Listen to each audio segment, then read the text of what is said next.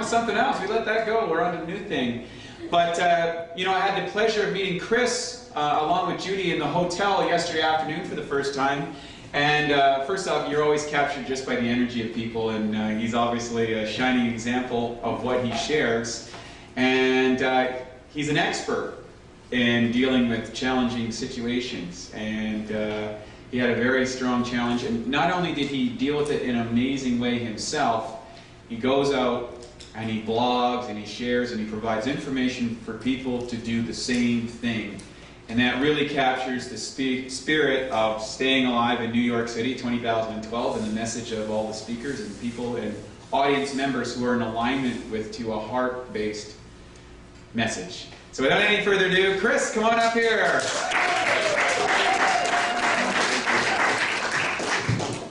Thanks, Wade. Appreciate it. Well, some of you know the Alive story. I was going to be one of the speakers, and that didn't work out. And it's funny when you have a big event like that and everyone's in it to help people. You kind of find out who really is in it to help people and who's just in it to help themselves. And so I really appreciate Wade stepping up and doing this, because the point is, if he can help one person, if I can help one person, then it's worth it to me to do. So that's why I'm here. So my name is Chris Wark. I'm from Memphis, Tennessee, the mecca of all things unhealthy. Seriously. Most of you don't know this, but Memphis is consistently rated in the top 10 worst everything about a city you can get. Highest crime, most bankruptcies, most foreclosures, most depressing, ugliest people. Seriously, I'm not making any of this up. Yeah, next year, anytime you see on Yahoo or somewhere the top 10 worst cities to live or whatever, Memphis is always up there. Oh my gosh. We're competing with a few others. Usually it's for the #1 slot.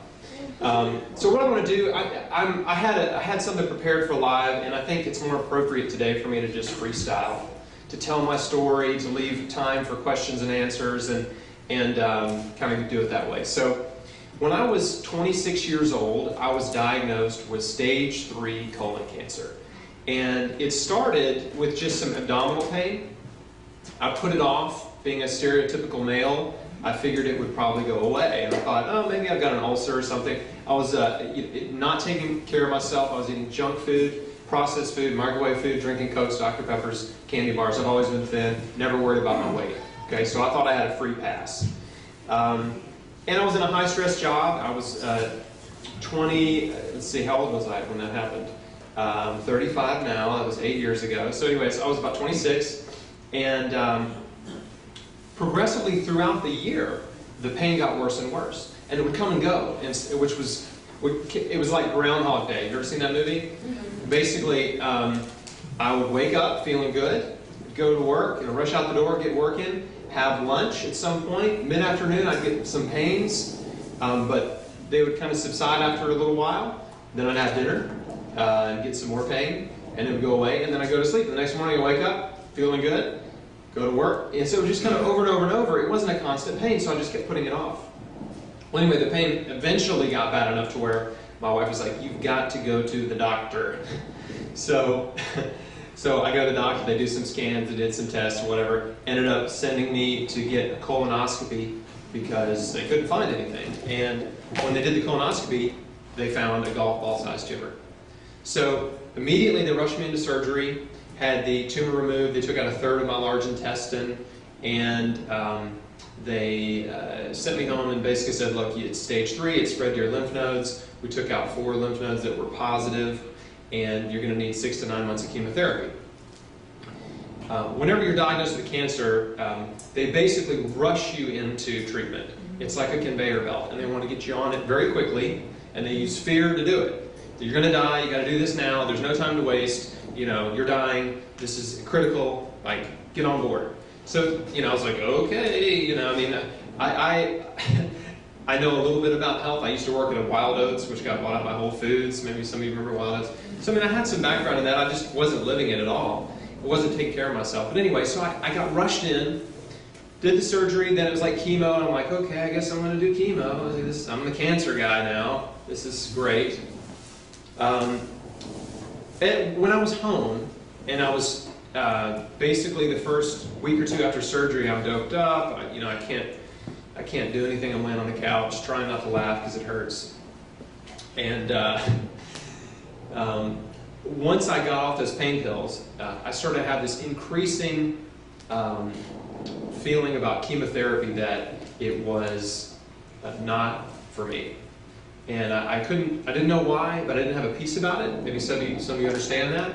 I didn't feel good about it in my spirit, and I had this, maybe you call it intuition, that it was not a good thing. The only thing I knew about it at the time was that it was poison. I knew it was poison. I'd never had a family member have cancer. I'd never had a friend go through it. Didn't have any personal experience with it. But something inside me did not agree with the principle that you can poison your way back to health. It didn't make sense. But I didn't know what else to do. So one day my wife and I sat on the couch and we prayed. And I just said, God, if there's another way, just reveal it to me. 2 days later, I got a book on my doorstep. It was mailed to me from a man in Alaska. I swear. Never met this man. He knew my dad. He was a business acquaintance of my dad's. And he sent me this book, which was very controversial to do, to send your business buddy, son, a book about natural therapies. He sent me this book. It's called God's Way to Ultimate Health. Some of you may have heard about it, but the gist of the book is the guy that wrote it had colon cancer, and this was in the 70s, like 40 years ago. And he had watched his mother die of basically chemotherapy and surgeries and radiation treatments. And he was like, well, I'm not doing that. And he switched to the raw food diet, raw vegan diet, lots of juicing. His body healed itself. And then he spent the next 40 years of his life, sort of preaching that message. So anyway, this is one of the books he wrote. I started reading the book. 2 chapters in, I'm like sitting on the couch crying. Like, this is an answer to prayer. This is it. Like, I'm doing this. So made up my mind right then and there to do it. I did not get much support in the beginning. Everybody thought I was crazy. Friends and family members who love me and mean well were trying to talk sense into me and said, you got to go do chemotherapy. You got to talk to the doctor. I mean, you got to do what the doctor says. You got cancer. You can't just go boil some cabbage and hydrogen peroxide and whatever. Just the alternative therapies don't work. And I'm like, okay, all right, I'll go see the oncologist. Let me just try to appease some people. Went to the cancer clinic. My wife and I are sitting in the waiting room. I scanned the room, and I'm the only person in there that doesn't have gray hair. And there's like, 5 or 6 dozen people in there. And there's no young people in the room, literally. No one. It's all 50, 60, 70-year-old, 80-year-old people. So I'm thinking, man, what am I doing here? This is just so strange. I don't belong here. But I guess I'm supposed to be here. The TV's on, it's the Today Show, and the guest at that moment on the Today Show, as we're sitting in the lobby on the couch, is Jack LaLanne. You know who that is? Everybody in this room knows who that is. So Jack LaLanne comes out, and he just is going off. He's all fired up, and he's a real short, health guy. And he's on there. He's just fired up, and he's going on about how our standard processed food diet is killing us. And that's the reason so many people are sick. It's because of the food we're eating. And that we've got to get back to raw food and juicing. And I looked at my wife and I was like, can you believe this is on right now? Like when we're sitting here, it's like another little sign. And she was like, yeah, it's kind of weird. And we go. She still wasn't on board, by the way. She still thought it was a little bit nuts. Then we go into go and see the oncologist. He gives me the standard pitch. He says, look, you've got a 60% chance of living 5 years if you do the standard treatments.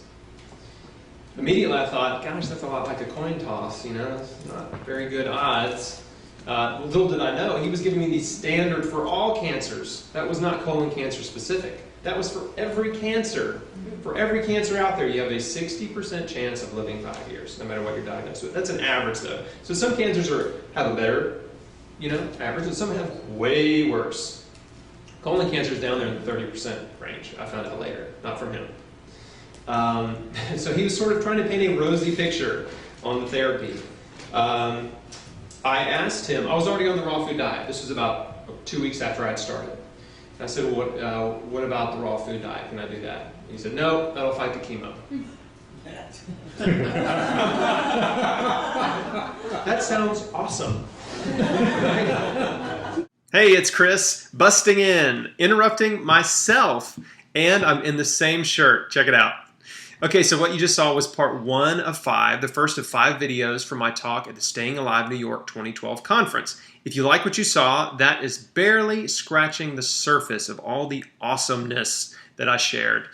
Finish my story, of course, in part 2, in the video number 2.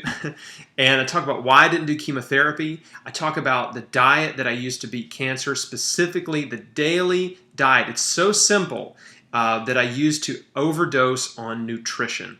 I talk about the 3 lies of the cancer industry that you must be aware of before you are put in a situation where you have to subject yourself to brutal treatments that are very ineffective. And then we do 20 minutes of audience Q&A at the end. So there's so much good stuff in there. You're really, really going to learn a lot. You're going to love it. It's subscriber-only content, but it's free. So if you head over to my site, you can subscribe, opt in, and then you get access to all 5 videos. Plus, you get access to all the other subscriber-only content on my site as well. So there's a link down here, right there somewhere. And so just click that link and subscribe and watch the rest of the videos. And what I'm going to do right now is I'm going to stop talking on this video so you can go to my site and watch me talk on these Staying Alive videos. See you there.